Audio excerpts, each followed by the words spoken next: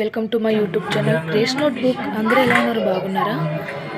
Okay, చాలా రోజుల తర్వాత మళ్ళీ నేను అంటే ఫుడ్కి సంబంధించి మళ్ళీ నేను బ్యాకప్ వచ్చాను.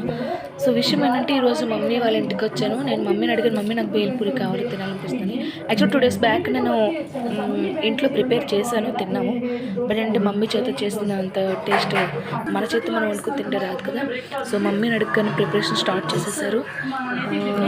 మిక్చర్ ఇంకా మరమరాలు అయితే మన ఇంట్లో అండ్ టమాటా నేను షాప్కి వెళ్ళి కొనుక్కొచ్చాము.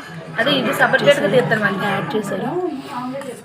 యాక్చువల్లీ చిన్నప్పుడు గ్రాండ్మ వాళ్ళు ఏంటంటే బేల్పూరి అనగానే గుర్తొచ్చేది ఏంటంటే మిరపకాయ బజ్జీలు, వేయించిన పల్లీలు పొట్టు తీసేసి మిరపకాయ బజ్జీలు కట్ చేసి మళ్ళీ ఆయిల్లో డీప్ ఫ్రై అంటే క్రిస్పీ వచ్చే వరకు కూడా డీప్ ఫ్రైగా తీసుకుని అవి చిన్న చిన్న ముక్కగా కట్ చేసుకొని బేల్పూరిలో మిక్స్ చేస్తారు. దాని టేస్ట్ అసలు చెప్పలేమండి, చాలా బాగుంటుంది. చిన్నప్పుడైతే అమ్మమ్మ గారు 1990 వరకు కూడా లాస్ట్ వరకు కూడా తను అలాంటి ఫుడ్ ప్రిపేర్ చేశారు. బేల్పూరి అంటే మాత్రం నాకు అమ్మమ్మ గుర్తొచ్చారు. కానీ అమ్మమ్మ గారి తర్వాత మళ్ళీ మమ్మీని అడిగాను, తన చేత చేస్తున్నారు. యాక్చువల్లీ నిమ్మకాయ స్మెల్కి నేను చాలా బాగుంటుంది. మీకు తెలుసు చాలామంది లెమన్ చాలా ఇష్టపడతారు, కొంతమంది ఇష్టపడరు. పులుపు కొంతమందికి ఇష్టం ఉంటుంది, అందరికీ ఇష్టం ఉంటుంది కదా. సో బేల్పూరీలు ఏంటంటే టమాటాలు, పచ్చిమిరపకాయలు, ఉల్లిపాయలు, కొత్తిమీర కంపల్సరీ ఉండాలి. నిమ్మకాయ అయితే కంపల్సరీ ఉండాలి. ఎందుకంటే ఉప్పు కారం వేసినప్పుడు వాటిని ఇవి పులుపు ఏదైతే ఉందో, అండ్ యాక్చువల్లీ టమాటా పులుపే కానీ టేస్ట్ ఉంటుంది. సో ఈ పులుపు నిమ్మకాయ పిండంగా ఏమవుతుందంటే అబ్జర్వ్ చేసుకుని చాలా బాగా అనిపిస్తుంది. తింటుంటే ఇంకా తినాలనిపిస్తుంది. నాకైతే చాలాసేపు మొత్తం ప్లేట్ అంతా తినాలనిపించింది. సో నాకు కొంచెం స్టమక్ చిన్న ప్రాబ్లం వల్ల నేను అంత ఫుడ్ తినలేకపోయాను. సో మమ్మీ అయితే చాలా బాగా చేశారు, చాలా బాగుంది. మీరు కూడా ట్రై చేయండి. అట్ ద టైం ఇది స్నాక్స్ ఐటెం మాత్రమే, ఇంట్లో భోజనాలు లాంటి టైంలో కూడా పనిచేస్తుంది. అయితే ఏంటంటే యాక్చువల్లీ అవి రైసే కాబట్టి మరమరాలు హెల్త్కి ఏమంత బ్యాడ్ చేయవు.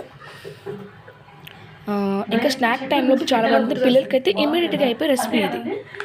చిన్నప్పుడైతే గోదాం నుంచి అమ్మమ్మ వాళ్ళు అటుకులు కానీ మరమరాలు కానీ ఆడించి తీసుకొచ్చారు. ఇప్పుడు ఏంటంటే అన్నీ కల్తీ కదా, ప్లాస్టిక్ సామాన్ కదా, అన్నీ ఏమంటారు ప్యాకెట్స్లో దొరికేస్తున్నాయి. మన ఇదివరకట్లాగా గోదాంకి వెళ్ళి అక్కడ బియ్యం ఇచ్చేసి మన సొంత బియ్యం, మనం పండించిన బియ్యం ఇచ్చి ఇట్లా అటుకులు చేయమని మరమరాలు చేయాల్సిన అవసరం ఇప్పుడు ఈ జనరేషన్ లాంటి దాంట్లో తర్వాత మొత్తం అంతా జనరేషన్ మారుతుంది కాబట్టి మనం తీసుకెళ్ళి చేయించుకోవాల్సినంత పని లేదు.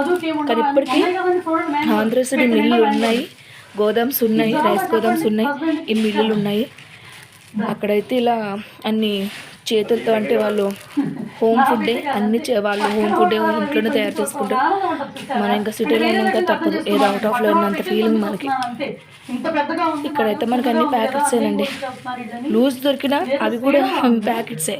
ఎందుకంటే ఏది ప్లాస్టిక్ ఏది ఒరిజినల్ తెలియట్లేదు కాబట్టి. ఓకేనా, ఇప్పుడు ప్రస్తుతానికి సో మీరు కూడా అమ్మమ్మ గారు కానీ లేదా అమ్మ కానీ మనకు అందుబాటులో ఉన్న వాళ్ళతో ఇది చేయించుకుంటారండి. కానీ దాంట్లో వేయించిన పల్లీలు పొట్టు తీసి వేయడం మర్చిపోకండి. అలాగే మిరపకాయ బజ్జీలు ఆయిల్లో డీప్ ఫ్రై అంటే కట్ చేసుకుని చిన్న చిన్న ముక్కల కింద డీప్ ఫ్రై చేసుకున్న తర్వాత అవి కూడా దీంట్లో కలుపుకోవడం మర్చిపోకండి. ఎట్ టైం నాకు ఇక్కడ అందుబాటులో లేవు కాబట్టి అమ్మ నాకు సింపుల్గానే చేస్తున్నారు. నాకు చాలా హ్యాపీగా ఉంది. అమ్మని అడగగానే పాపం తను ఆల్రెడీ క్రిస్మస్ కదా ఇంట్లో కొంచెం బిజీగా ఉన్నారు, అయినా కానీ నేను అడగగానే పాపం మా కోసం ప్రయత్నిస్తారు. సో ఈ ఛానల్ చూసిన వాళ్ళు, మా యూట్యూబ్ బ్లాగ్స్ కానీ వీడియోస్ కానీ చూసిన వాళ్ళు అసలు ఎలాగ ఉండాలి లాస్ట్ ప్రతి ఒక్కరు మీకు తోచినంత వరకు దీన్ని షేర్ చేయండి, సబ్స్క్రైబ్ చేయండి, కామెంట్ చేయండి. Click the bell icon and bye, take care. Good night.